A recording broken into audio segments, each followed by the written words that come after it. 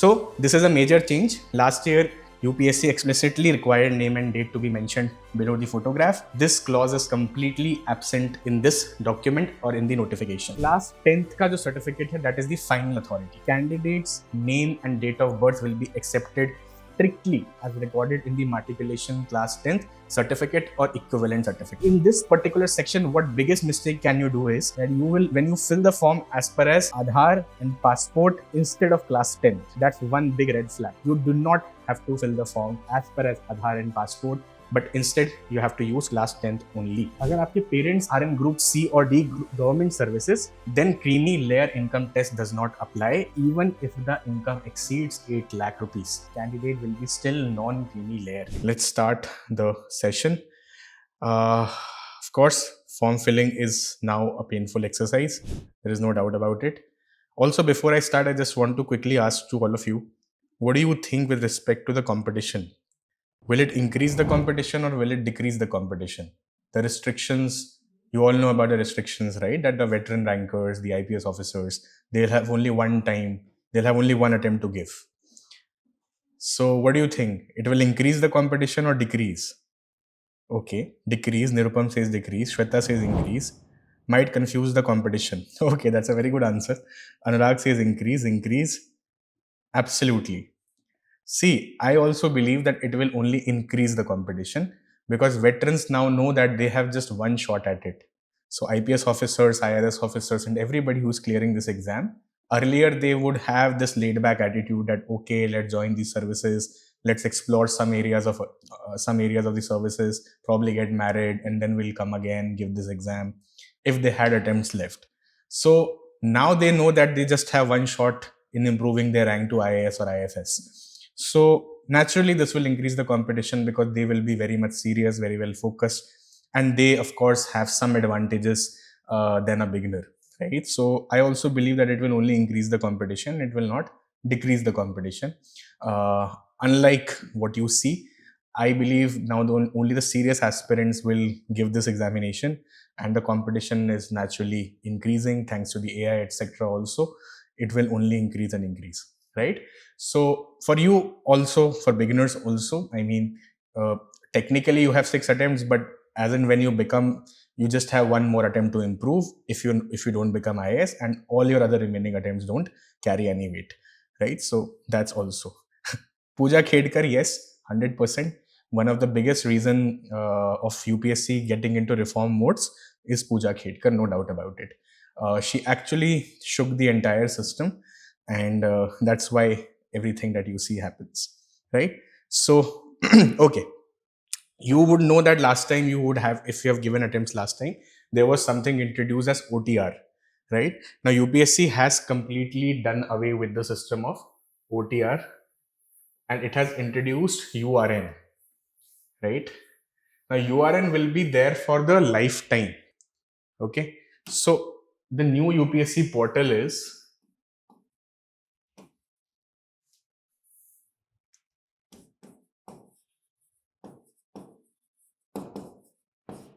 it is a new portal now, and you have to, of course, create an account there. So first you will create an account, then you will get the URN, right? This is what has changed, and you will also get a CAF, which is Common Application Form, right? Now this is a common application form for all the UPSC examinations. So it's just not CSC, CAPF, EPFO, every examination that UPSC conducts, this is valid. And then you have the examination specific form. And in our case, it is CSC, right? So this is the change that has been definitely introduced, and URN has changed the game in this context altogether. Okay. Now, what is this URN? What is this URN? It is the most, I can say this is the most critical and sensitive stage, because it has mandatorily, you have to mandatorily now fill 3 profiles. Now you have to fill 3 profiles Now by profiles, I don't mean like 3 different registration, but what I mean is one, the identity profile that you have to obviously give your name, gender, etc. Then it is your Aadhaar or the identity proof, correct? And then we have the 10th class or matriculation. So ORN is permanent for, sorry, not ORN. See, that's the tragedy living in ORN. Everything that sounds or resembles ORN, we just misspell as ORN. But it is URN. So URN is permanent for life, just like ORN has been permanently in our lives now. So URN is permanent. Okay, URN is permanent for life, and only one time correction will be allowed later, but do not depend on that. Okay. Then later on, obviously, after URN, you will have CAF. CAF will have a lot of detailed things: your personal, your parents, your category, your disability, if there is any, addresses, education, 12th onwards, employment achievements, previous UPSC attempts, and then photo and signature naturally, right? So CAF will be locked. After you fill the next 10 things that I have just said, CAF will be locked, and there is no return point after that, right? So after you fill URN, your common application form will be locked. Okay, that's another important development, and it will be locked separately for each examination. So after that, after this year, whenever you attempt UPSC examination, your CAF will be locked, and once locked, there will be no edits that will be allowed. So the same data will be used for admit cards, mains form, and the interview also, right? So this is the process. After URN, you will fill your CAF will be generated, and then the examination specific form where you will fill the exam center, etc. Right? So UPSC has naturally brought in a lot of changes. Then you choose the exam center, you pay the examination fee, you submit the form, etc. Right? So this is about URN in general. All your doubts will have to, again, as I said, be very patient for next 30-40 minutes. I'll resolve every doubt of yours, right? If you're short of time, feel free to leave the session. You will get that on YouTube also. But if you want to, if you have spent some time, please let's do from start. We'll cover each and every area, and I'll also answer your doubts. I have also taken out time from the interview preparation. I also want you to take some time. Okay. So it goes both ways. Okay. Right. So URN, I hope it's clear. Then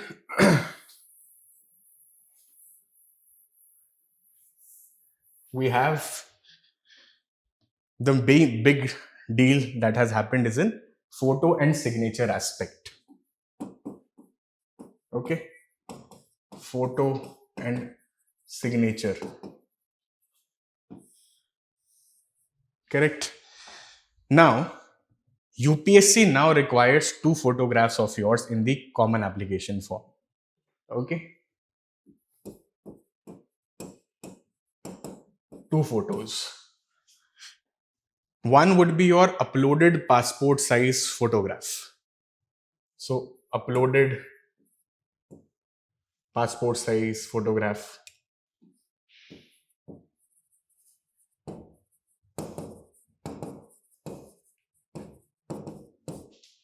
Okay. And the biggest change, of course, is the live photograph that has to be captured. So live photo has to be captured, and now you do not need to mention the name and the date of the photograph being clicked, which was mandatorily required last year, right? There is no instruction as such, right? Explicitly, nowhere it has been stated that you need to mention the name and the date or any text in the photograph that last year you were required to put. Okay. So this is a major change. Last year, UPSC explicitly required name and date to be mentioned below the photograph. This clause is completely absent in this document or in the notification. Okay, so no name and date on the photograph are required this year because we are naturally moved to the live photo capturing, and the face authentication will be also has been also introduced at the exam center. So that has of course done the job for UPSC. Correct. So this is with respect to photograph and live capturing. I know you have a lot of concerns with signatures and right submit nahi ho raha hai etc. I understand, but we all can be very patient with UPSC also, और हम इस session में भी थोड़ा patient रह सकते हैं. ठीक है. सिग्नेचर में UPSC now has definitely become stricter. Signature अब आपको 3 टाइम्स करने हैं मैंडेटरीली, राइट, 3 टाइम्स, और उसमें they want proper spacing to happen. अब वो इशू इसलिए आ रहा है बिकॉज आप स्पेसिंग ठीक से नहीं कर रहे हो. आप साइन कर दे रहे हो naturally, but are blank, probably you are not using plain white paper or black ink. If you are using them also, it has to be uploaded in one single image and all 3 signatures must be identical and clearly visible. ठीक है. So that also with proper spacing. So आपको MS Paint या इस type का कोई भी software use करना पड़ेगा. वो आज से 10 साल पहले भी हमें करना पड़ता था. हम बिना पेंट के कभी भी फॉर्म नहीं भर पाते थे यूपीएससी का. ठीक है. तो यूपीएससी में आपको थोड़ा सा ये सब साइज का, जेपीजे का, इन सब का ध्यान रखना पड़ता है. एक टाइम पे तो एआई था नहीं, तो हम लोग तो इंटरनेट से ही करते थे सब कुछ. अब तो एआई भी है, आपके पास एआई टूल्स भी हैं. सो इतनी दिक्कत नहीं आएगी अगर आप थोड़ा सा अपना दिमाग ठीक से यूज करोगे और पैनिक नहीं करोगे तो. ठीक है. So with respect to signature also ये सब चीजें अब इंट्रोड्यूस हो गई हैं. ठीक है. सो आपको कोई डेट नहीं डालनी है बिलो सिग्नेचर, आपको कोई नेम नहीं डालना है बिलो सिग्नेचर, आपको कोई डिजिटल सिग्नेचर नहीं करना है, आपको कोई स्कैन डॉक्यूमेंट नहीं रखना है. ठीक है. सो ये वाली चीज एक आपका सिग्नेचर और फोटो का फर्स्ट पार्ट. देन बहुत सारे क्वेरीज ये भी हैं कि with respect to photo and signature क्या मैच कितना करना चाहिए. लाइक जो आपका पासपोर्ट साइज फोटो है वर्सेस जो लाइव फोटो है, क्या वो सेम होनी चाहिए. The passport size photo and the live photo, should they be similar या सेम, जो भी कह लो. ठीक है. This is also a concern जो बहुत लोगों ने फ्लैग आउट किया है. So there is no line in the form, in the notification, that explicitly says that both photos must be identical. ठीक है. There is no line as such. UPSC definitely has introduced live photo capture and face authentication, but it अगर हम इसको functionally interpret करेंगे तो face visibility has to be there, right? Basically, both the photos must look like of the same person on the same day. ठीक है. इतना ही वो check कर रहे हैं. फेस विजिबिलिटी वगैरह they just want to see, overall facial structure they want to see. ठीक है. पहले ये नहीं था. पहले it was just the static verification जहां पे आप नेम और डेट डाल दे रहे थे. अब it is live photo plus face authentication. So it's kind of biometric style verification which is obviously which will reduce frauds to a great extent. ठीक है. सो यस, ये भी है. अब बहुत सारे लोगों को ये डाउट है कि because of the religious reason या किसी की डेथ हो गई नियर बाय में और हमने बाल कटवा लिए या बियर्ड शेव कर ली, तो ये सब इसके बारे में ज़्यादा नहीं टेंशन लेनी है. आप बिना टेंशन के अभी शेव्ड लुक में फोटो अपलोड कर सकते हो. एग्जाम और इंटरव्यू के टाइम में आपके बाल बढ़ जाएंगे तो there is no issue in that. ठीक है. और आधार में तो बिल्कुल चेंज कराना ज़रूरी नहीं है. अगर आपने किसी भी रिलीजियस रीजन से या किसी भी सीक्रेट रीजन से अपने बाल या अपनी मुस्टैच, अपनी बियर्ड कटवाई है, सो इट्स ओके. ठीक है. बस 3 बातों का ध्यान रखो कि passport size photo plus live photo same day और सेम लुक में होने चाहिए. ठीक है. और फेस आपका ऑफ कोर्स क्लीन हो, लाइटिंग अच्छी हो, एक्सप्रेशंस न्यूट्रल हो. ठीक है. बियर्ड और हेयर स्टाइल थोड़ा अलग भी होगा तो चलेगा. ठीक है. सो ये वाले इश्यूज भी मेरे पास बहुत सारे आए थे कि इन रिलीजियस रीजन से अभी हमने जो है we actually did the changes in our hair and beard. ठीक है. तो ये वाली चीज भी इज इंपॉर्टेंट जिस पे यू शुड नो. ठीक है, अब photo signature I hope is also clear, इससे ज्यादा कुछ नहीं है। पोर्टल के इश्यूज यूजुअली टेक्निकल इश्यूज हैं, ठीक है। अगर आप थोड़ा सा if you apply your brain properly you will be able to do the sizing and formatting, and if you use MS paint and if you use AI tool, वो इतना बड़ा इशू नहीं होगा। आप बस ठीक से फोटो क्लिक करो, स्कैन करो, अपलोड करो what ever JPG and size they want, ठीक है। इसमें भी अगर इशू आता है तो आई एम श्योर हमारे अराउंड बहुत टेक्निकली साउंड लोग हैं, हमारे मेंटर्स भी आपकी हेल्प कर देंगे। So do not worry about these things, कोई भी आपकी उसमें हेल्प कर सकता है, ठीक है। अब what's important thirdly is the Aadhaar और आपके सर्टिफिकेट का मिसमैच। ये बहुत बड़ा कंसर्न है, बहुत लोगों का कंसर्न है, आधार एंड सर्टिफिकेट मिसमैच, ठीक है। इसमें क्या करें? देखो सीधी बात है, क्लास 10th का जो सर्टिफिकेट है that is the final authority. A candidate's name and date of birth will be accepted strictly as recorded in the matriculation class 10th certificate or equivalent certificate, ठीक है। तो क्लास 10th का जो certificate है आपका that is your master document, ठीक है। तो इसमें जो मेरा नाम है वो होना चाहिए, ठीक है। UPSC is only concerned with the candidate's name, father's, mother's name or date of birth. ठीक है? If Aadhaar has a different spelling, surname order is different, middle name is missing or added, there is no problem at all, provided the name in the UPSC form exactly matches the class 10 certificate. ठीक है? आप बिल्कुल इसके बारे में दूसरा thought मत रखो, ठीक है। सो ये वाली चीज आप ध्यान से फिल करो, इसमें बहुत स्टूडेंट्स कंफ्यूज हैं, मेरे मेजॉरिटी ऑफ डाउट्स में ये डाउट है, ठीक है। अब आधार यूज कहां हो रहा है? Where is Aadhaar being used for? It's being used for identity verification, ठीक है, एग्जाम सेंटर ऑथेंटिकेशन और security checks. Aadhaar is not being used for deciding the candidates official name, ठीक है। Aadhaar is not being used for verifying the date of birth, ठीक है। Aadhaar is nowhere overriding class 10 certificate, ठीक है। तो Aadhaar name mismatch is acceptable. Aadhaar update is not mandatory if class 10 certificate matches. आप इस वाले डाउट पे कोई डाउट मत रखो, मतलब ये वाला कोई डाउट ही नहीं है ऐसा जिस पे आपको टेंशन लेनी है बिल्कुल भी।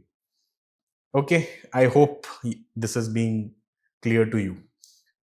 Then बहुत सारे students are coming from Maharashtra, Gujarat, where we keep our father's name in middle, ठीक है, या पहले रखते हैं मिडिल में रखते हैं, but we have a trend of keeping our father's name. तो आपके क्लास 10th का जो फॉर्मेट था, the class 10th format is what? Surname, ठीक है, name, father. I am talking about Gujarat Maharashtra candidates only, ठीक है। ये आपके क्लास 10 का फॉर्मेट हो सकता है। यूपीएससी फॉर्म में जो फॉर्मेट रिक्वायर्ड है दैट इज योर नेम,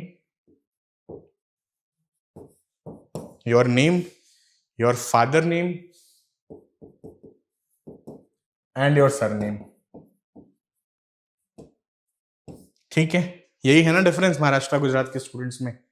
बहुत डाउट्स है मेरे पास इसके, भर गया है मेरा टेलीग्राम, ठीक है। यूपीएससी के हिसाब से the order change is allowed, ठीक है, but spelling must remain identical, मतलब all components must be present and this is what they are asking, ठीक है। तो डू नॉट वरी अबाउट कि ऑर्डर चेंज हो रहा है, स्पेलिंग नेम आइडेंटिकल जो भी नहीं है। स्पेलिंग नेम आपकी आइडेंटिकल होनी चाहिए और ऑर्डर चेंज अलाउड है, सिर्फ दो चीजें, ठीक है। ये किसी भी ऑर्डर में हो सकता है, कोई इसमें दिक्कत नहीं है। ठीक है, I hope this is also clear. तो in this particular section, what biggest mistake can you do is that you will, when you fill the form as per as Aadhaar and passport instead of class 10th, that's one big red flag. You do not have to fill the form as per as Aadhaar and passport, but instead you have to use class 10th only. ठीक है, अगर आप ये कर रहे हो तो आप मिस्टेक कर रहे हो. ठीक है, आप अगर एज्यूम कर रहे हो कि आपके name issues can be explained at the interview stage, you are again doing a blunder. ठीक है, and if you use affidavits letter to justify the mismatch, you are again doing blunder. UPSC only verifies the original documents before the interview. When you enter, तो mismatch उस stage पे will lead to your candidature getting cancelled. तो इसका बहुत ज्यादा ध्यान रखने की जरूरत है. ठीक है, आई होप ये 2-3 सेक्शंस बिल्कुल आपके क्लियर होते जा रहे हैं. I will take all your doubts. अच्छा है, your writing questions also, I will take it at the end, do not worry. ठीक है, अब एक बहुत यूनिक प्रॉब्लम मेरे पास आई with respect to UDISC. I think बहुत स्टूडेंट्स को आ रही होगी, आई एम श्योर.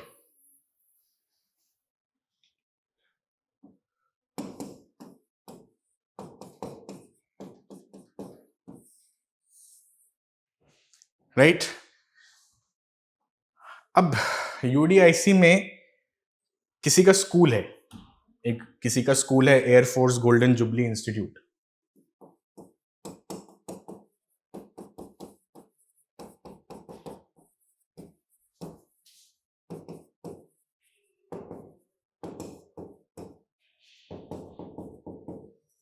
ठीक है,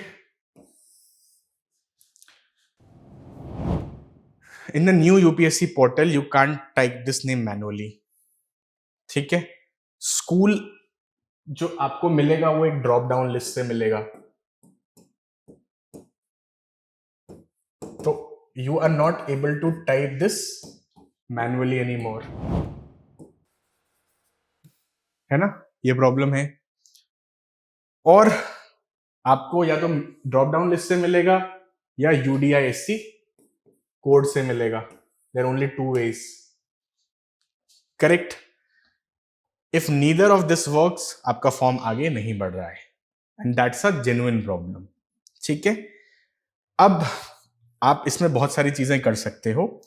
आप ट्राई कर सकते हो पहले all the logical variations that are available in the search box. आपने इसको AFGHI कर दिया. ठीक है, you can do this probably. आपने इसको एयरफोर्स गोल्डन जुबली कर दिया, गोल्डन जुबली इंस्टीट्यूट कर दिया, एयरफोर्स स्कूल कर दिया. ठीक है, AF स्टेशन को डाल दिया, ये देखने के लिए कि कहीं से ड्रॉप डाउन में वो शो कर दे.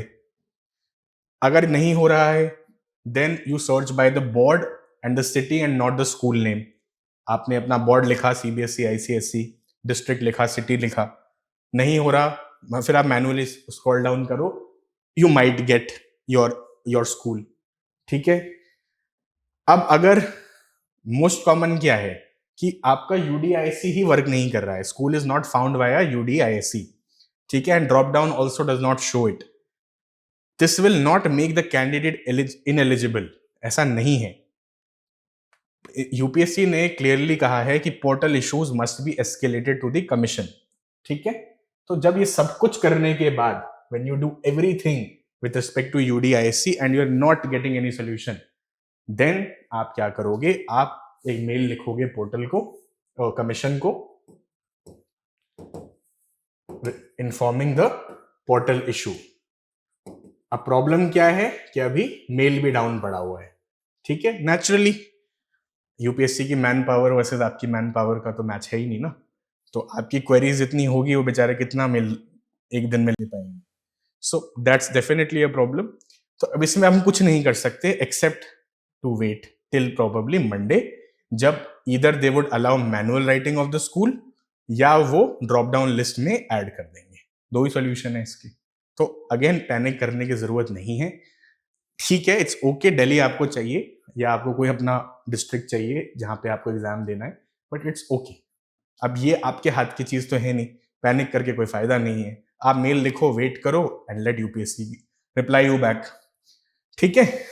सो in panic do not select a random school. ये गलती मत करना कि कोई भी स्कूल भर दिया या कोई नियर बाय केवी स्कूल या एयरफोर्स स्कूल डाल दिया। ये सब मत करना। Do not assume anything. इसलिए हम कह रहे हैं please consult us, please consult किसी को भी, अगर हमें नहीं तो किसी और को भी, कोई जेन्युइन मेंटर्स को कंसल्ट करके ही फॉर्म भरो, बिकॉज ये सब एरर्स बाद में बहुत रिग्रेटफुल होते हैं। ठीक है। तो do not assume that it will be corrected later. Do not assume anything. अगर आपको नहीं आता है तो डोंट अज्यूम एनीथिंग। ठीक है। ये बहुत एक सिंपल बात है। ठीक है। समझ आ गया आपको? तो यूडीआईसी वाली चीज में भी I had lot of few queries, not lot of but few queries, तो मुझे लगा I should do this also. ठीक है। फिर what is with respect to the academic certificates? With respect to the academic certificates क्या है?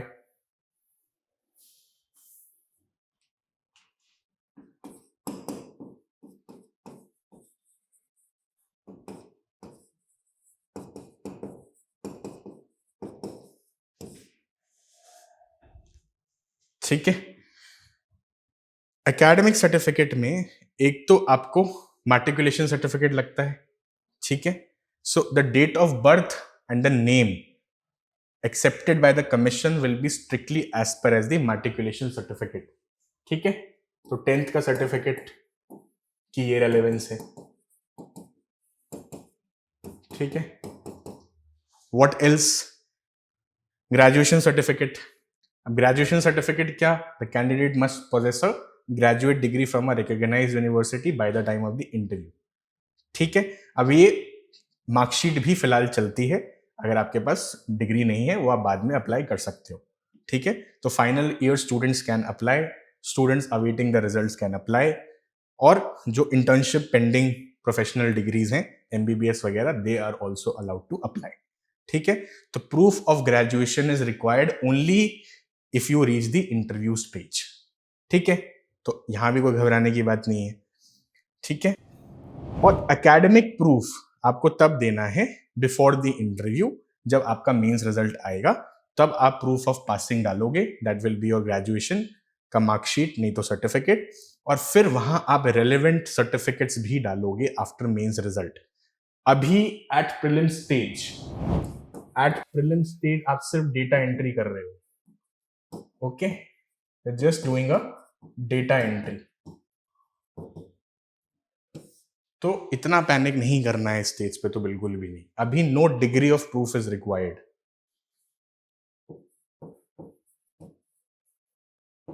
ठीक है। बट हाँ, बिफोर द इंटरव्यू जब आप मेंस क्वालिफाई कर लोगे, then you would be needed to upload the graduation का और रेलेवेंट कैटेगरी के सर्टिफिकेट आपके। ठीक है। तो ये वाली चीज आपको बहुत क्लियर होनी चाहिए। आप रॉन्ग ईयर ऑफ पासिंग नहीं डाल सकते। You can't write wrong university और board, and you while selecting the institution, if you have, you can't bypass basically the portal, अपना कुछ अलग से दिमाग नहीं लगाना है एक्स्ट्रा। ठीक है। इन सबसे कैंसिलेशन हो सकता है। यूपीएससी जिस तरीके से रिफॉर्म कर रहा है, let's not play with it. बहुत सीरियसली और सिंसियरली इसको फिल करते हैं। ठीक है। तो कुल मिला के UPSC will allow, if you are awaiting your results, if you are applying without uploading the degree, if there is variation in Aadhaar or other IDs and your academic records are correct, you are allowed to sit for the examination. और portal level के जो issues हैं वो help desk और mail से ही rectify होंगे। ठीक है।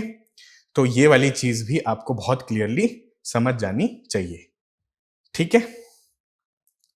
अब सेकेंड लास्ट थिंग, जो कि ऑफ कोर्स बहुत ज्यादा पेन पॉइंट है, दैट्स योर कैटेगरीज और इनका प्रूफ। और इस बार एनेक्स्चर भी वो लोग ओबीसी का they are asking in the form itself.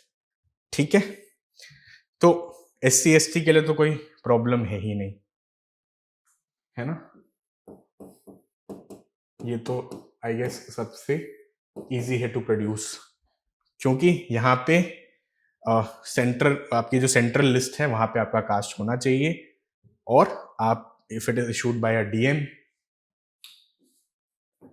अगर डीएम नहीं तो आपका एडीएम, आपका सब एसडीएम, आपके कलेक्टर, डिप्टी कलेक्टर या any authority specifically notified by the state government.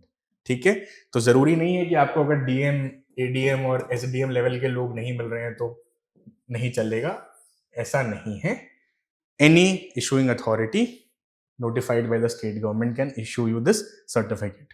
But हाँ, क्या नहीं चलेगा आपका, क्या नहीं चलेगा आपका, नहीं चलेगा पंचायत सर्टिफिकेट, पंचायत नहीं इशू करेगा इसको। ठीक है, कौन इशू और नहीं करेंगे? एमएलए एमपी के लेटर नहीं चलेंगे।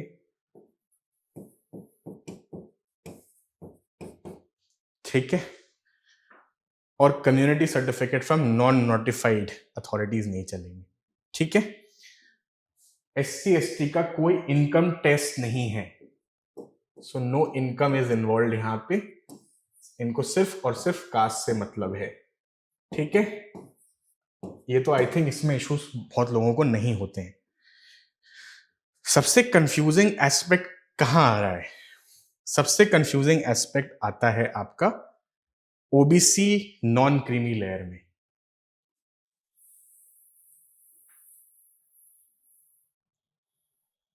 ओबीसी नॉन क्रीमी में, यानी ओबीसी एनसीएल में।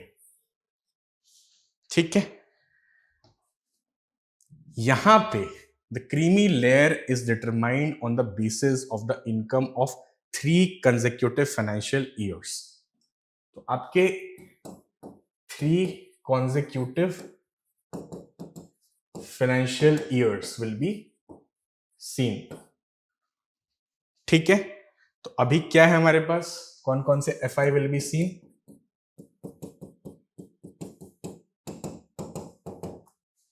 कौन से FI will be seen? Will be seen 24-25, है ना? Will be seen 23-24, will be seen 22-23।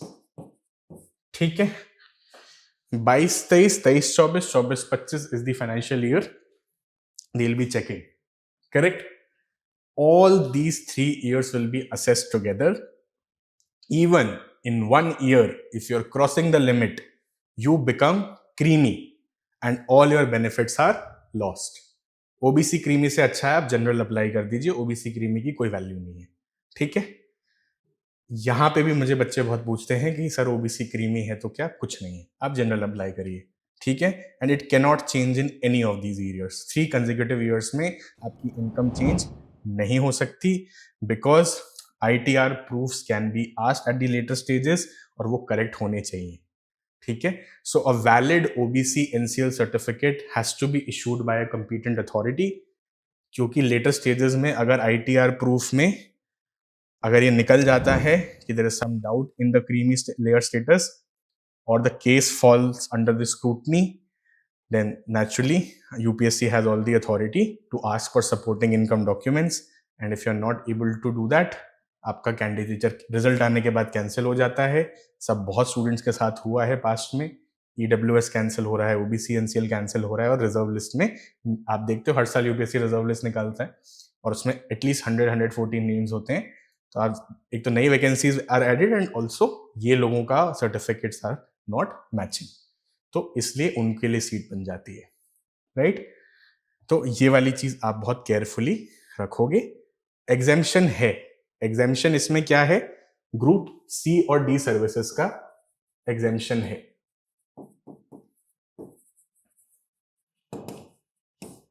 ठीक है, अगर आपके parents are in group C और D government services, then creamy layer income test does not apply. Even if the income exceeds 8 lakh rupees, the candidate will be still non-creamy layer. तो ये वाला exemption is allowed. ठीक है, but this is also allowed. ध्यान से सुनो, this is also allowed if parents have never been promoted to group A or B gazetted at any point. पूरी life promotion नहीं हुआ है A और B तक, only then this will be allowed. ठीक है, और the service classification is actually verified बहुत अच्छे से। तो प्रमोशन हिस्ट्री बहुत ट्रूली रिफ्लेक्ट होनी चाहिए, तभी जाके वो होगा। ठीक है, तो if your parents started in group C और D government services and they got promoted to group B और ए, आपका एनसीएल गॉट लॉस्ट। ठीक है, अगर आप प्रमोशन डिटेल को हाइड करोगे, मिस रिपोर्ट करोगे, you are risking your candidature again. यही सब गलती कर रहे हैं ओबीसी, एनसीएल और ईडब्ल्यूएस वाले, और बाद में उनका नेम नहीं आ रहा है। And trust me, it's very painful to clear this exam and not get a service. उससे ज्यादा पेनफुल कुछ हो ही नहीं सकता। ठीक है, तो बी अश्योर ऑफ दिस कि ये वाली चीजें ना हो आपके साथ, ये गलतियां ना हो। ठीक है, तहसीलदार ने बना दिया तो सेफ है, ये सब नहीं, ऐसे ये सब मिथ से बाहर निकलो। ठीक है, सैलरी इनकम भी ऐड होता है, ये सब नहीं होने वाला है। ठीक है, लेटर क्लैरिफाई कर देंगे, ऐसी बातें नहीं करनी है। सी से बी प्रमोशन डजंट मैटर। तो ये सब actual UPSC cancellation they have caused. So be very particular about these things. And naturally OBC annexure को ये अभी से ही भरवा रहे हैं, so that is also something you need to take care in mind, right? Otherwise उसको बस भर दो ठीक से, कोई प्रॉब्लम नहीं है, and it will not create any problem for you all. ठीक है, सो आई होप यहाँ तक सबको क्लियर है। एक लास्ट सेगमेंट थोड़ा सा देख लेते हैं, and then I will take your questions off. बहुत सारे क्वेश्चंस आपके आए हुए हैं and it's very much understood. आगे यूट्यूब पे भी डाल देंगे, डू नॉट वरी। अगर आपको लाइव डाउट सॉल्व नहीं कराने तो, और लाइव कराने हैं, और अगर आपको 1-to-1 मेंटर से भरवाना है ये फॉर्म, तो just let me type a link to you. आप ये फॉर्म भर दीजिएगा और सीडी के मेंटर्स आपका फॉर्म फिल करवा देंगे। अगर आप यूएपी स्मैश स्टूडेंट हैं तो नेचुरली और mentors are accountable to you. अगर आप एक्सटर्नल भी हैं तो भी हमारे मेंटर्स फिल करवा देंगे। ठीक है, do not worry about it. Form आप गाइडेंस से फिल करिए ताकि आप निश्चिंत हो जाएं एक बार में फॉर एवर। ठीक है, आगे आपको गलती ना मिले। तो हाँ, ये वाला हो गया। अब एक last part, if I can just see, मैं एक बार फिर से, मैंने ऐसे कई बार I have explain this in all my sessions, but still ये वाला सेक्शन भी बहुत इंपॉर्टेंट है, that is achievements and your hobbies. ठीक है, पहली चीज तो ये कि this can be changed later on. ठीक है, तो you do not have to worry कि अपडेट कैसे होगा सर। ठीक है, this will be updated later on, it can be updated, mains के बाद भी इट विल बी अपडेटेड। ठीक है, लास्ट ईयर हमें नहीं पता था इसके बारे में, UPSC was very much vague about it, hence we were encouraging कि आप पहले डे 1 से भर दो। बट लेटर ऑन, अब मुझे इस साल का एक्सपीरियंस है, ये भी अपडेट हो सकता है, and your service can also be updated. ठीक है, अगर ऑप्शन दिया गया है तो, if services is given, I have not seen the form. ठीक है, तो ये दोनों चीजें अपडेट हो जाती हैं, do not worry about that. अब इस सेक्शन में अभी आपको at this stage what you have to do, specially for this, देखो सबसे ज्यादा प्रॉब्लम कहाँ आती है, डी वाले सेक्शन में। सबसे ज्यादा प्रॉब्लम आ रही है अपने को डी वाले सेक्शन में कि सर हॉबी क्या क्या लिखें। ठीक है, it's good to think on these lines, but अभी at prelim stage what you should ideally do is कि यू शुड स्टार्ट थिंकिंग कि अच्छा ये मैं करती हूँ या ये मैं करता हूँ, cycling, gymming, reading, you know, following politics, Bollywood music, cinema, cooking, जो भी आप करते हो ऑन अ रेगुलर बेसिस आप यहां डाल सकते हो। ठीक है, no hobby is a bad hobby, is a weak hobby.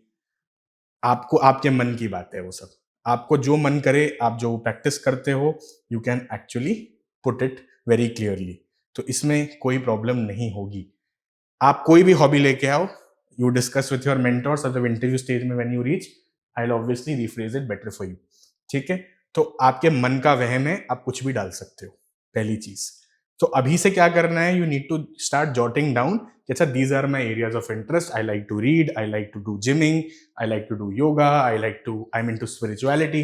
आजकल बहुत लोग स्पिरिचुअलिटी में भी हैं, and that's one of the positive part of Gen Zs, जो बहुत लोग बताते नहीं है, but Gen Zs are getting more spiritual compare to millennials.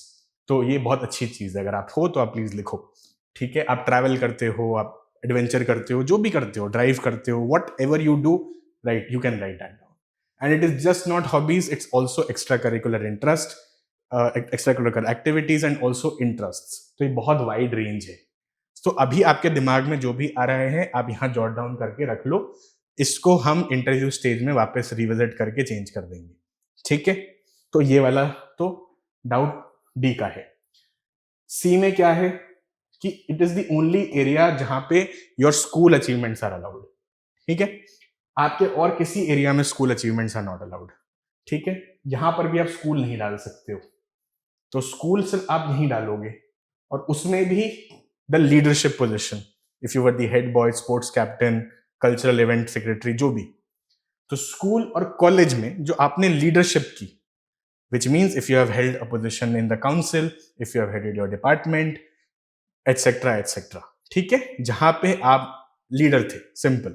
वो कुछ भी हो सकता है, वो काउंसिल हो सकती है, वो प्रोजेक्ट हो सकता है, वो एक टीम का कैप्टन हो सकते हो, ठीक है, कुछ भी आप यहाँ पे 7C में यू कैन पुट, ठीक है। बस एक ही चीज है, आप यहाँ स्कूल से स्टार्ट कर सकते हो and you do not have an option to do this otherwise, ठीक है। तो डी समझ आ गया, सी समझ आ गया। अभी आप जॉट डाउन करके रख लीजिए whatever comes to your mind, when you reach the interview stage I will help you correct it. B में क्या है, एक तो स्पोर्ट्स है, एनसीसी है, और एक एटसेट्रा है। ये एटसेट्रा को हम बहुत अंडर एस्टिमेट करते हैं, बट ये एटसेट्रा की बहुत वैल्यू है, ठीक है। तो स्पोर्ट्स एक तो has to be only be played at university, state, national level, probably district also, क्योंकि चलो इसमें स्टेट में आ जाती है, ठीक है। तो ऐसा नहीं है कि हमने स्कूल में गेम्स पीरियड में, पीई पीरियड में क्रिकेट खेल लिया तो आप स्पोर्ट लिख सकते हो, नहीं। You have to represent your school in inter district cricket tournament probably, या वॉलीबॉल टूर्नामेंट या टेनिस टूर्नामेंट, तभी आप ये लिख पाओगे, ठीक है। कैजुअल स्पोर्ट्स नहीं, आपने सीरियसली कहीं रिप्रेजेंट किया है इन लेवल्स पे तो आप स्पोर्ट्स लिख सकते हो। नहीं किया है, if you are a part of NCC you can say you are a part of NCC, NCC नहीं तो एनएसएस, एनएसएस नहीं तो भारत स्काउट गाइड्स, ठीक है। All sort of etceteras you can fill, कोई इशू नहीं है, ठीक है। बी भी आपको समझ आ गया। ए में यूजुअली आपको लगता है कि सर सब खाली है, क्या लिखें। So if you are working, if you have worked somewhere और आपको वर्किंग में कहीं अचीवमेंट मिली है, प्रॉब्ली आपकी टीम लीड से आपको अप्रिसिएशन मिला है, verbal appreciation is also something that can go in 14A, ठीक है, या ए वाले सेक्शन में। सो if you were appreciated verbally also for an achievement you can write that down. अगर आपको जेन्युइनली मिला था, कोई सर्टिफिकेट मिला, कोई लेटर ऑफ अप्रिसिएशन मिला, या नेचुरली आपने कंट्रीब्यूट किया किसी ऑर्गेनाइजेशन में, कुछ अच्छा काम किया, आप ये लिख सकते हैं यहाँ पे, अगर आप वर्किंग है। अगर आप वर्किंग नहीं है, if you have cracked any national level examination, आपने कुछ भी क्रैक किया, जेई तो ऑफ कोर्स हो ही गया, बट उसके अलावा भी जो आपने क्रैक किया है with respect to post graduation, graduation, 12th के बाद, अगर आपने कोई नेशनल लेवल का एग्जाम क्रैक किया है, आप लिख सकते हो यहाँ पे। यूपीएससी, स्टेट पीसीएस में डेफिनेटली अगर आपकी रैंक आई है, आप लिख सकते हो, ठीक है। तो यहाँ पे बहुत वाइड है, तो ऐसा नहीं है कि ये सिर्फ स्कूल कॉलेज में नहीं किया तो आप नहीं लिख सकते, इट्स नॉट अबाउट दैट। सो इसकी सब्जेक्टिविटी इज वेरी हाई, आप ये लिख सकते हो, ठीक है। तो अभी क्या करना है, अभी बस हमें पॉइंट्स को जॉट डाउन करके रख लेना है, मेंटर्स के साथ एक बार डिस्कशन कर लेना है, और आगे इंटरव्यू तक आते आते आई will help you fine tune it in the perfect manner. मैं बता दूंगा उसका पर्पस क्या है, थीम बनाएंगे, क्वेश्चंस एक्सपेक्ट करेंगे, डाइवर्सिटी लाएंगे, मैं कई बार समझा चुका हूँ, ठीक है। तो ये कुल मिला के मोटा मोटी आपका फॉर्म है। अगर सर्विसेज की प्रेफरेंस वो मांग रहे हैं तो मुझे बता दो, मैं वो उसकी भी एक आइडियल लिस्ट आपको अभी दे दूंगा, ठीक है। If they are not asking for service तो we don't need to bother at this point, और वो भी बाद में चेंज हो सकती हैं, so you do not need to worry about that also.